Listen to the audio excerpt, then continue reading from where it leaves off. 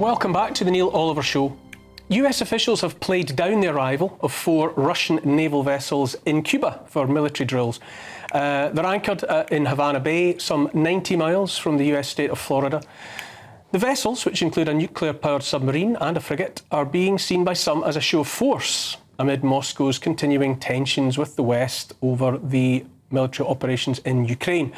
Meanwhile, G7 leaders have this week been engineering a new $50 billion loan to help Ukraine, funded by the interest earned on profits from Russia's frozen central bank assets.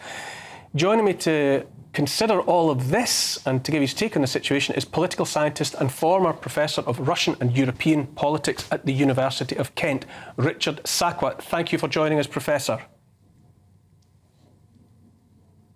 My pleasure. Now, Professor, are Britain and the United States already at war with Russia or not? Well, not at war as such, of course, but we're moving that way. The Russo-Ukrainian war is gradually becoming a NATO-Russia war, and the UK and the United States and Germany and France, of course, in the lead of that, and of course Italy. So it's widening. And of course, this was always a danger. Initially, Biden tried to avoid that by placing limitations on the use of weapons supplied to Ukraine. But as we've seen, more and more of these lines are being moved, including giving permission to use these weapons inside Russia itself. It's my contention that we have the worst of leaders at the most dangerous of times, certainly in Europe, certainly in the West. As you say, the Russians are in Cuba. There are American ATACMS in Ukraine. What could possibly go wrong? At what point does some sort of wise head in the room contemplate de-escalation instead of continually turning up the heat? Absolutely. Everything could go wrong. It's very dangerous. Well, compared to the Cuban Missile Crisis, when there were very wise leadership, obviously John Kennedy and his team, compared to that time, which they managed to negotiate and manage a dangerous crisis, at this point, we have no one in the West showing any serious leadership qualities. Macron in France is escalating. The United Kingdom, as always, seems to have no limits and is pushing and pushing and pushing this Cold War up the foothills of the Third World War. And of course, in Germany, we have the Foreign Minister, Baerbock, and others also militantly. In other words, they are suggesting that Russia is bluffing when it threatens response, some sort of asymmetrical response. And of course, when Russia doesn't do anything, they say, well, it's just a bluff.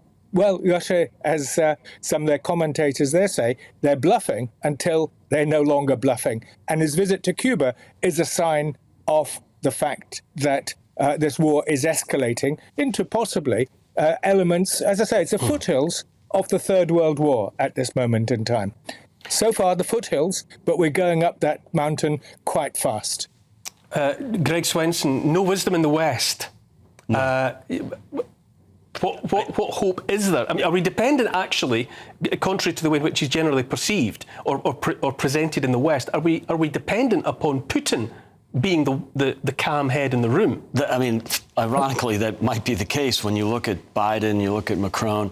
You know, Biden is hopeless, and he's yes, at the beginning of the war, he was trying to use some kind of restraint on the weapons and how the weapons can be used. But it's been basically incrementalism. Doesn't help anybody when he puts handcuffs. And to add a real dose of cynicism here, the reason he didn't want the Ukrainians to fire into Russia and damage oil refineries or oil production is because he didn't want oil prices to go up. His war on energy in the U.S. really has caused the escalation in oil prices and natural gas prices. It wasn't Russia invading Ukraine. It was Biden's war on energy and reckless spending that caused inflation, which naturally raises oil prices. So he was very much against the use of weapons. So, whether you agree with it or not, the reality is it wasn't saving lives or preventing more carnage. It was oil prices. Professor Sakwa, was it ever legitimate to call Putin's invasion unprovoked? Was that ever the case? No, it was. This is perhaps one of the most provoked wars of our times.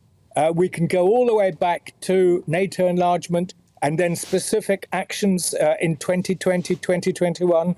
Of course, the enforced or coercive regime change in Ukraine in 2014, and so on. And of course, the fact that Russia's security concerns were never taken into account, as if they didn't matter. So this war, this idea of unprovoked. On the other hand, of course, when you're provoked, you don't always have to react. And so there's ways and different ways of handling it. But certainly the war was massively provoked, including, of course, the HMS Defender incident in March 2021, which people tell me absolutely enraged Putin when the ship entered into Russian waters around Crimea.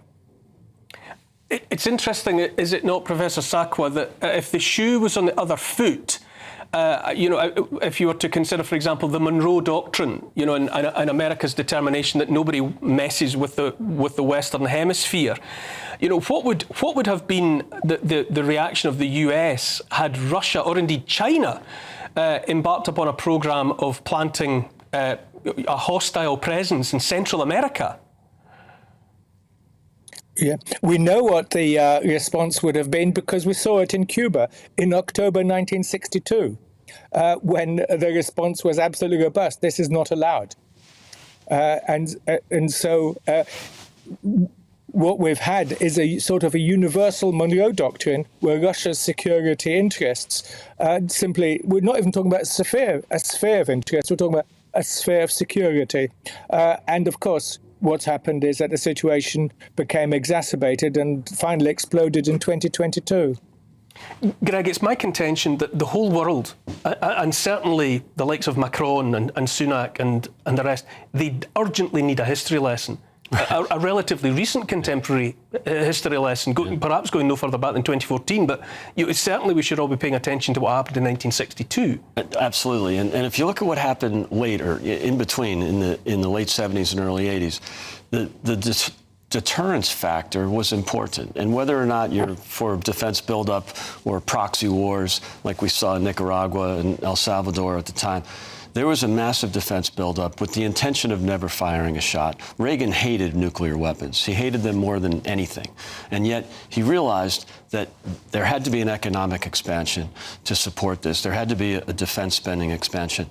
And there were no wars. And it worked. Now, I think Putin is looking at Biden right now and saying, here's a president, not only is he senile, but he's cut defense spending in the United States 3 years in a row by 3%. You have defense spending at 2.9%. It's the lowest since 1999, which is a very peaceful time, and we were still enjoying the peace dividend. So now you have 2.9%. If Biden were to win, it would be at 2.4% by 2034. This is troubling for the world and for NATO. Troubling for the world and for NATO. Indeed it is. Thank you, Greg, for those comments there. Thank you, Professor Richard Sakwa.